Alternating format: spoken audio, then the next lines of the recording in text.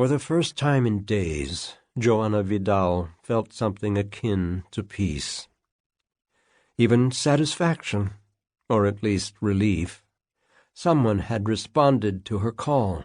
Someone had assured her that they'd continue investigating until they reached a conclusive answer. "We'll get to the bottom of it, Joanna, I promise you," Zavalla had assured her. And that was all she wanted. The reason she'd stayed in Barcelona, the city she'd fled, and to which she'd returned to attend the funeral of a son whom, to all practical purposes, she didn't know. Now it was a matter of waiting, she told herself, as she wandered around the high-ceilinged flat which had been her grandmother's and had been closed for years. Ancient, that is, old, furniture, covered with sheets that in their day had been white, gave an overall ghostly air. She'd taken them off in the bedroom and dining room, but she knew that on the other side of the long, wide corridor other rooms remained full of immobile, off-white shapes.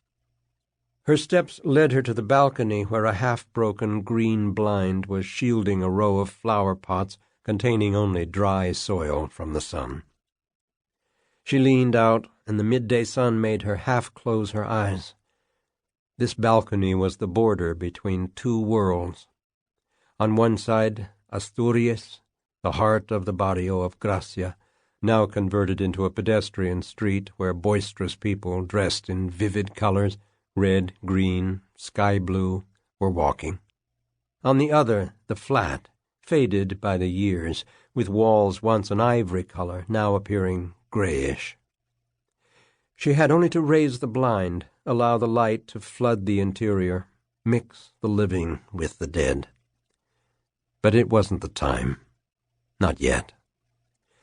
First she had to decide which was the place for her.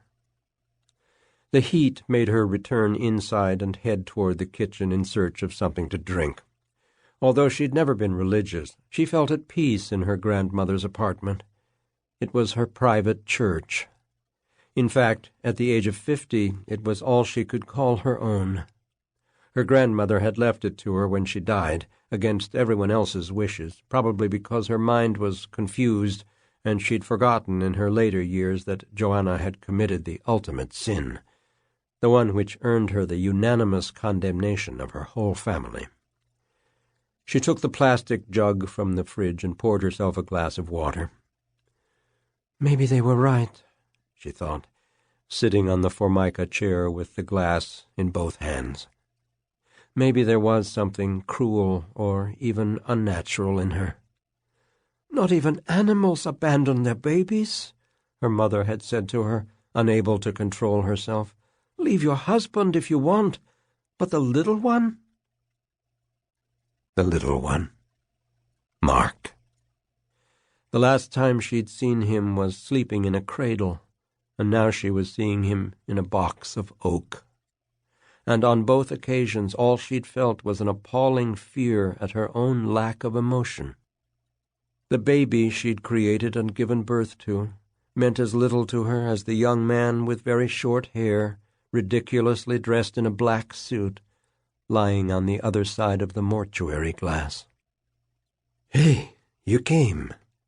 She'd recognized the voice at her shoulder instantly, but it took a few seconds for her to dare to turn around. "Felix told me," she replied, almost as an excuse.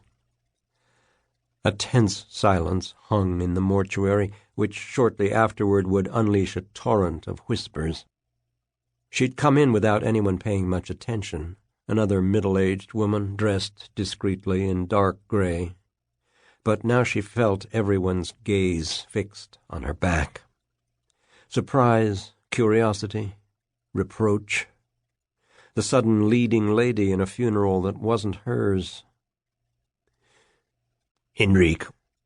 Another male voice, Felix's, which gave her the required strength to face the man before her, one step too close, invading that space one wishes to keep free. "I wanted to see him," she said simply. "I'm going." Enrique looked at her with surprise, but moved aside as if inviting her to leave.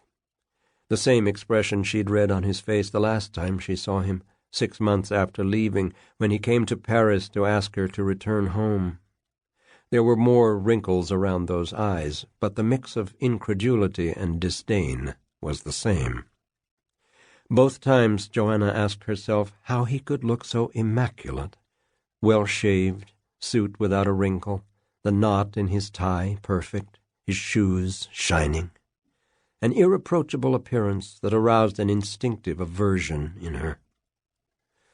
"Come on, Joanna," Felix intervened. "I'll walk you out."